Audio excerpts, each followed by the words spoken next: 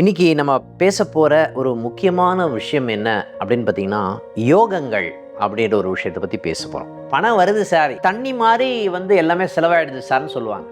மனசே பிரச்சனையாக இருக்குது சார், தூக்கமே வரமாட்டேங்குது எனக்கு, இந்த மாதிரி நிகழ்வுகள் இருக்கக்கூடிய தன்மை இருக்குமா? இருக்கும்னு சொல்லலாம். இவருடைய எண்ணங்கள், சிந்தனைகள், செயல்கள் எல்லாமே தவறாக போவதற்குண்டான தன்மை இருக்குமா? இருக்கும். ஜாதகரை எப்போ சண்டை போடணும்னு வெயிட் பண்ணுவார். ஜாதகரே பிரச்சனைக்கு காரணம். முதல்ல இருக்கக்கூடிய நாம யோகம் எது அப்படின்னு பார்த்தீங்கன்னா, விஷ்கம்ப நாம யோகம் அப்படின்னு ஒரு யோகம் இருக்கு.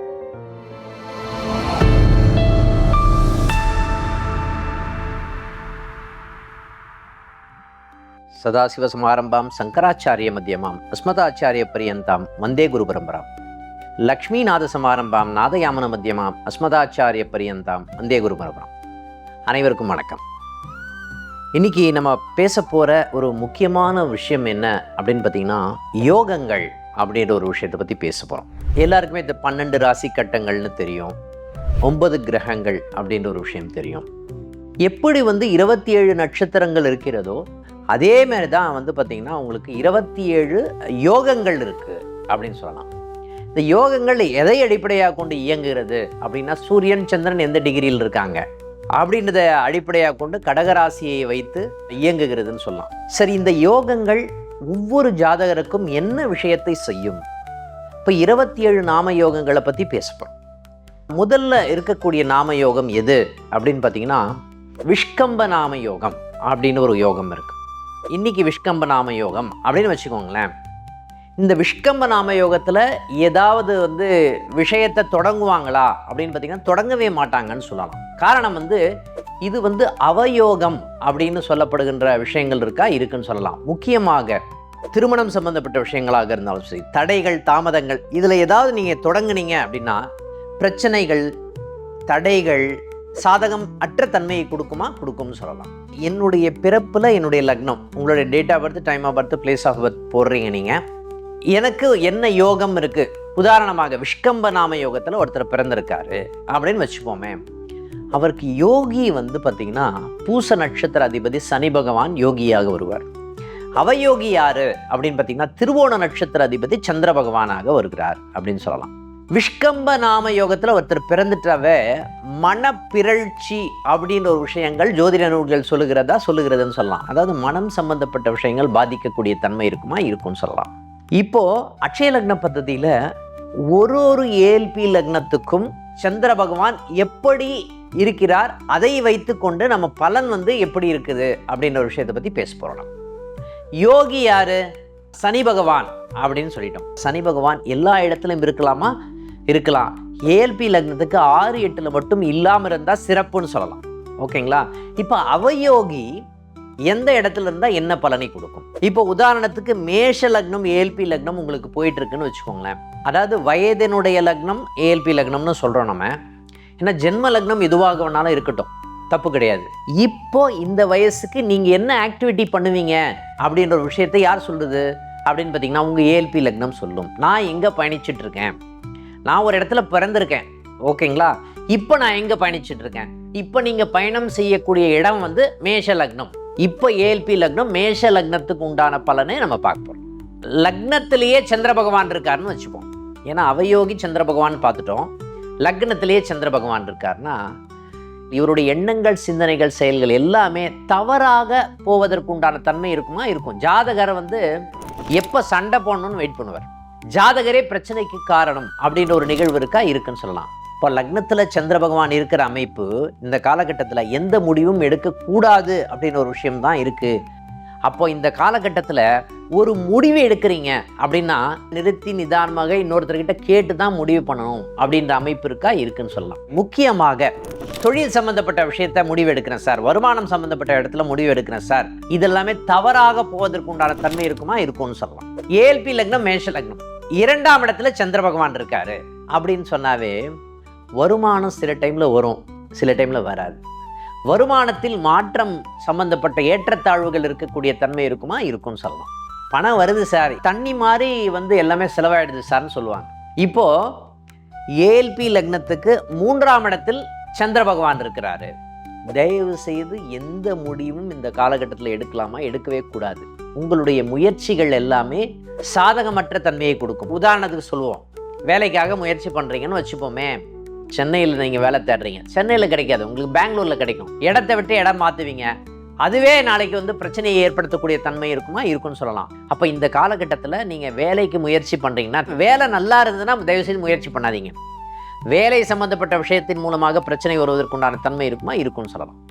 அதே மாதிரி டாக்குமெண்ட் சம்மந்தப்பட்ட பிரச்சனைகள்லாம் இருப்பதற்குண்டான தன்மை இருக்குமா, இருக்கும். உதாரணத்துக்கு லேண்ட் ரெஜிஸ்ட்ரேஷன் வச்சுப்போம், அந்த டாக்குமெண்ட் சம்மந்தப்பட்ட இடத்துல பிரச்சனை இருக்குமா, இருக்குன்னு சொல்லலாம். ஓகேங்களா? இந்த மாதிரி இடத்துலலாம் மிகவும் கவனமாக இருப்பது நல்லது அப்படின்னு சொல்லலாம். முக்கியமாக டாக்குமெண்ட்டை ஏதாவது ஒரு இடத்துல வச்சுட்டு தேடிட்டே இருப்போம், அது சம்மந்தப்பட்ட நிகழ்வுகள் உங்களுக்கு இருக்குமானா, இருக்குன்னு சொல்லலாம். ஓகேங்களா? இந்த இடத்தில் கவனமாக இருப்பது நல்லது. மேஷ லக்னம், 4ஆம் இடத்துல சந்திர பகவான் இருக்காரு. 4ஆம் இடத்துல சந்திர பகவான் இருந்தாவே வந்து பார்த்தீங்கன்னா, வீடு வண்டி வாகனம் சொத்து சுகம் சம்மந்தப்பட்ட நிகழ்வுல பிரச்சனை வருவதற்குண்டான தன்மை இருக்குமா, இருக்கும். வீடு அடிக்கடிக்க மாற்ற வேண்டிய சுச்சுவேஷன் இருக்கும். முக்கியமாக வாயு மூலையில் பிரச்சனை இருக்கும். டேப்பில் அடிக்கடிக்கு தண்ணி ஒழுவிட்டே இருக்கும் அப்படின்னு சொல்லலாமா, சொல்லலாம். முக்கியமாக உங்கள் வீட்டில் உங்கள் தாயார் சம்மந்தப்பட்ட நிகழ்வுகள் சாதகமற்ற தன்மையை கொடுக்கும். அவங்களுக்கு ஆசிலேஷன் மைண்ட் அதிகமாக இருக்கக்கூடிய தன்மை இருக்கும். அதேமாதிரி வண்டி சம்மந்தப்பட்ட விஷயங்கள் அடிக்கடிக்கு ரிப்பேர் ஆகிடுச்சு சார், எப்போ பார்த்தாலும் ரிப்பேர் ஆகிட்டே இருக்குது, நான் மாற்றிட்டே இருக்கிறேன் சார், வீட்டை அடிக்கடிக்கு மாற்றிக்கிட்டே இருக்கக்கூடிய தன்மை இருக்குமா, இருக்குன்னு சொல்லலாம்.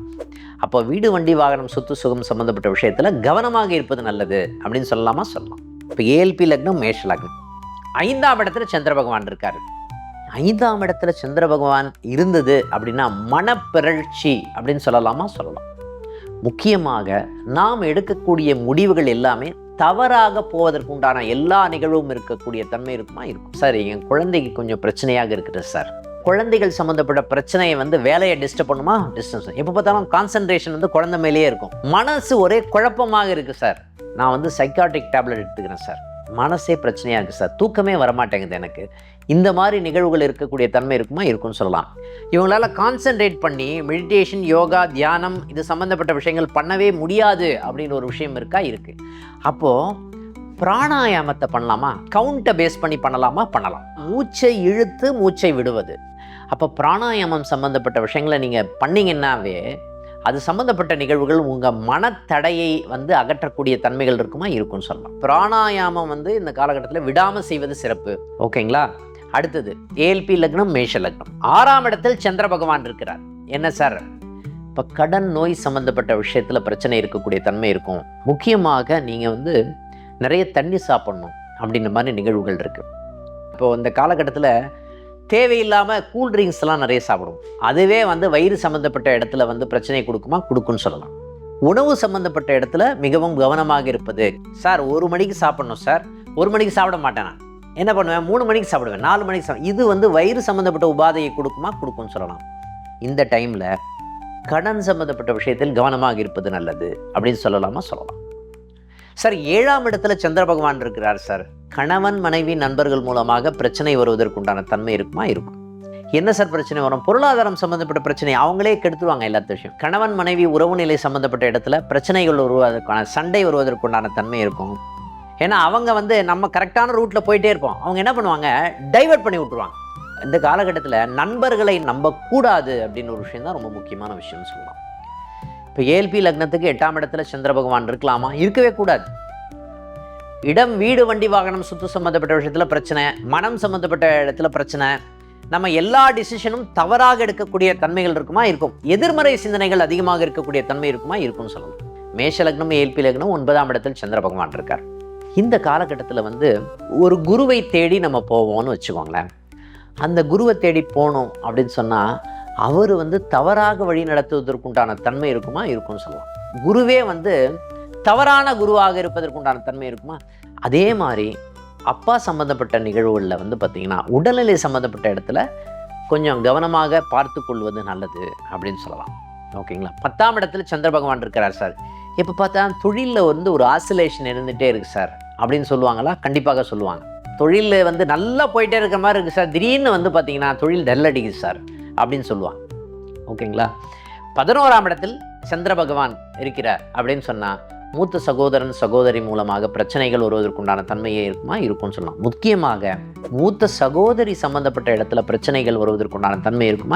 லாபங்கள் எல்லாமே வருது சார், கடனுக்கு போகக்கூடிய தன்மை இருக்கு சார் அப்படின்னு சொல்லுவாங்களா? கண்டிப்பாக சொல்லுவாங்கன்னு சொல்லலாம். 12ஆம் இடத்துல சந்திர பகவான் இருக்காரு. தூக்கத்தில் நிறைய கனவு வருது சார், நிறைய டிஸ்டர்ப் ஆகுது சார், தூக்கமே வரமாட்டேங்குது சார், சில டைம் நான் நல்லா தூங்குறேன், சில டைம் நல்லா தூங்க முடிய மாட்டேங்குது அப்படின்னு சொல்லுவாங்க. இதுக்கு காரணம் என்னன்னா மனசு தான் காரணம். பிரயாணம் அதிகமாக இருக்கக்கூடிய தன்மை, அதனால செலவினங்கள் அதிகமாக இருக்கக்கூடிய தன்மைகள் இருக்கக்கூடிய நிகழ்வுகள் இருக்குன்னு சொல்லலாம்.